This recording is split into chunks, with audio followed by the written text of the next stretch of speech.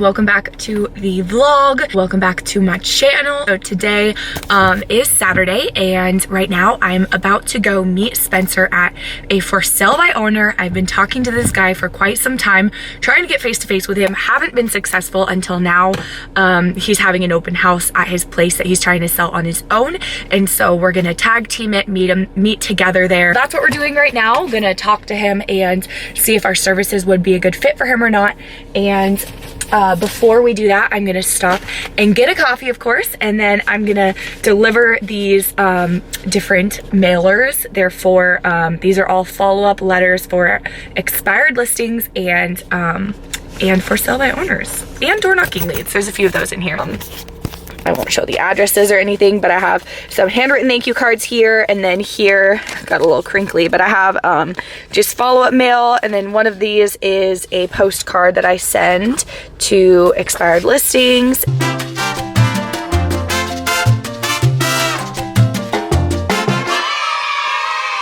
I'm gonna go meet Spencer at this for sale by owner. Not exactly sure how this appointment's gonna go down or what to expect, but I'm just gonna expect the best, and we're gonna tag team it. We're gonna really just let the guy know what we can do for him. And I got this appointment by he's a lead that I've been following up with pretty consistently.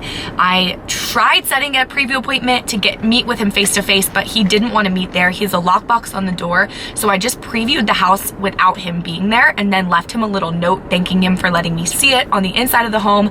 Called him after to thank him for letting me preview it.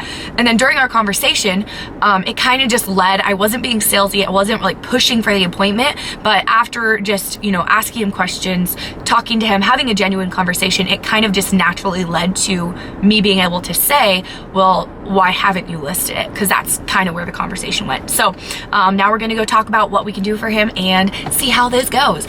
After this FSBO appointment, Spencer and I are gonna go do some door knocking for the rest of our Saturday. And this is something we've actually been doing quite a bit of lately and having good results from. And we go about it in two kind of different ways. I mean, we're two totally different people. I think that everyone's different, and everyone, I mean, I've tried his script, it's kind of just something we made up, but I've tried using what he does and says, and he's tried mine, and his doesn't work for me, but it works great for him. So everyone's different. I like to get more just straight to the point, let them know why I'm here really quick, right off the bat. So if they're not interested, then they can just leave, and he's a little more conversational, ask questions, if that makes sense. So he actually gets there and shakes their hand. I just, the script that I use is I just knock on the door and say, hi, my name's Mariah. I'm with Berkshire Hathaway. Just wanted to stop by really quick to see if you are curious about the updated value of your home in 2019. Or I say, like, see if you wanted a free market analysis or sent to your door, something to that effect. Basically trying to see if they're having any thoughts of selling, because ultimately, if they want a CMA, then they're probably thinking about selling. I've been off of Instagram for quite some time. I don't know, I log in every once in a while and just check in or maybe post something here and there, but I really haven't been active on it, and I don't think that I'm going to keep it. I know I'm not going to keep it this way forever. It's just, I don't really know why. I'm not one of those people that's like, oh, social media is bad for you, you should stay off of it. I think there's definitely, you know, it has its cons, but I know it has its pros too. I've met some of my best friends from Instagram that are my best friends in real life now, that I would have never known otherwise. But for some reason, during this season of my life right now, I just really have no desire to get on it. So that's why I haven't, and I feel like I've been really in a season of like putting my head down and working and not going on social media as much. So right now I'm downloading, because of that I don't have the Instagram app on my phone. So right now I'm downloading the app again, and I'm just gonna go on it real quick to read my DMs and maybe answer a question from you guys, because I know I have some messages. Last time I was in there I had some that I hadn't gotten to yet, so I apologize if it's taken me a while to get back to you. I always will get to my questions, every single one of them. Just might take some time, especially right now because of this season that I'm in. So I'm gonna log in real quick and then see what question I want to answer today, and then I'll answer it for you. I'm gonna just read through a couple messages and then answer them as I go. So, hi Mariah. Sorry to bother you. You're not bothering me. I like answering your questions. My name is Brandon. I'm a realtor in Dallas. Just watched your video and saw your approach on FSBO preview appointments. Want to know how successful your approach is and how many listings that you think that someone could get a month just by doing this approach. Thank you and hope to hear from you soon. I think that for a month is a good goal to have from for sale by owners. So 4 listings a month. If you're doing this consistently, like on a consistent basis, you're improving your skills on a consistent basis and upping your game on a consistent basis and keeping at it, I think that for a month is a good goal to have for listings from this FSBO approach. Okay, next question. Hi, super random, but would you be willing to share how you make these videos? Is it an app? I like the ones you've done of home tours. Okay, so this person commented on a video that I have that I posted on my story. It's not one of these videos that I'm making like vlog style, laid back, whatever, like very unprofessional. It's not one of these videos that I have on this channel. It's one of these videos that I have on my real estate channel where I have like professional videos that are for people who might want to buy or sell. And I'll put the link to that. I will put the link, oh my gosh, why is talking so hard today? I will put the link in the description below to my other channel where I put these videos on.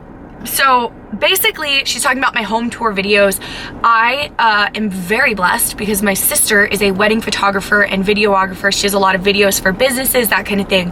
And she's very good at what she does. And she does my videos for me. We trade each other work in a lot of different areas. And so she does my videos. So I don't edit them, but I'm pretty sure she just uses iMovie for them. And so if you just had someone, I mean, I don't think they have to be as professional as the ones she does for me are. I think if you just buy a somewhat decent camera and have someone else film you walking around the house talking about it, that kind of thing, and then edit it with iMovie, I think that that would be a great way to go. Or you can hire a photographer, and I think it'd be worth it. Okay, next question. Okay, so this girl commented on, I have a section on my highlights on Instagram where it's called like tips for home buyers or sellers, or it's not something like that. It's basically what the highlight is all about is tips for people who might want to buy or sell a home. And so she commented on a picture that I have on that highlight called, the picture basically said the cost of renting versus buying. And so her comment was, I was going through your, or her question was, I was going through your home tips and I feel like a lot of people don't know that they can pay the same amount or less in a mortgage as they would pay for rent. As far as something like this post, are these stats for everywhere in the US? I want to post something exact about this, but don't know exactly how to word it and want to have some statistics so people understand renting is stupid. I agree, renting is stupid. So, okay, so that's a good question. I haven't really thought that through, honestly. Yeah, so if anyone, I'll just show the picture. This is the picture of, on my story, let me go back to that. This is the picture that I posted on my story about buying versus renting. And it is a statistic for the country. It's not for my state. So by the way, if any of you realtors, I mean, I'm all for rip off and duplicate. If you want to use any of the things that I'm posting, like feel free, I don't care. It's good content, use it. So, okay, so where was I going? She wants to post something like that. Yes, that is a national statistic. I honestly can't tell you where I found this. I posted this a long time ago. I'm really sorry. If I see something that I think is a good statistic that would be interesting for home buyers or sellers to post, then I screenshot it, or I save it, or I take a picture of it, and then I wait. I don't post it right away. I wait until I have the time or I feel inspired or whatever, and then I post it. So just use your best knowledge, say what you know, say it in a way that buyers and sellers, it would make sense to them, because I feel like a lot of times our real estate lingo they don't quite understand because they're not realtors and we kind of have our own language, if that makes sense. So just say it, break it down in a way that makes sense to them. I hope that answered your question. I really don't even know. Okay. Hi there, I just found your YouTube channel and had a question. My husband and I are planning on moving to Salem this summer and I'm hoping to buy. I had a question for you. In your honest opinion, do you think it's possible to find a 2-bedroom, 1-bathroom house for around $125,000, or is this a stretch? We are looking for a small house that needs some updates but no major repairs. I unfortunately, no, there is nothing. It blows my mind when I look back. When I got into the business, it was about 3.5 years ago.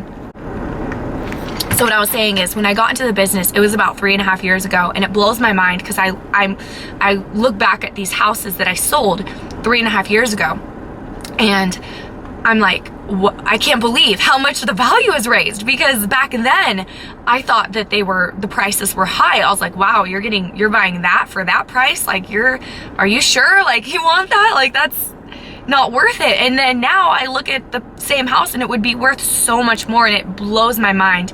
But unfortunately, no. And if you're looking in Salem, there's nothing at 125.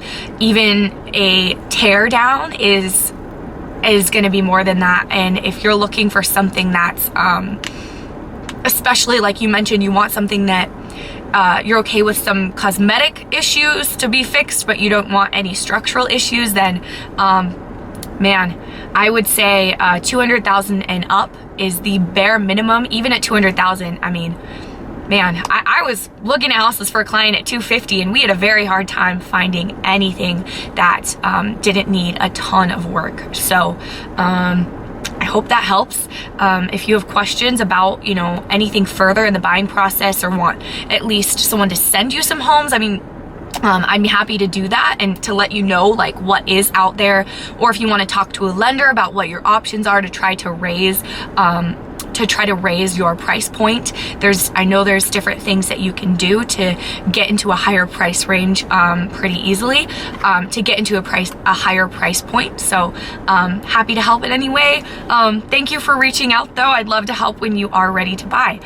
If I didn't answer your question, sorry I didn't get to you, but I will do my best to respond to you as soon as I get the time or feel inspired or am able to. Let's move on with the rest of this vlog. By the way, if you've made it this far in my video, then be sure to hit the subscribe button so that you don't miss anything. It's totally free to you and you get lots of free content to enjoy. Hit the notification button so that every time I upload, you don't miss anything. Let's go meet this for sale by owner. Starting route to 85.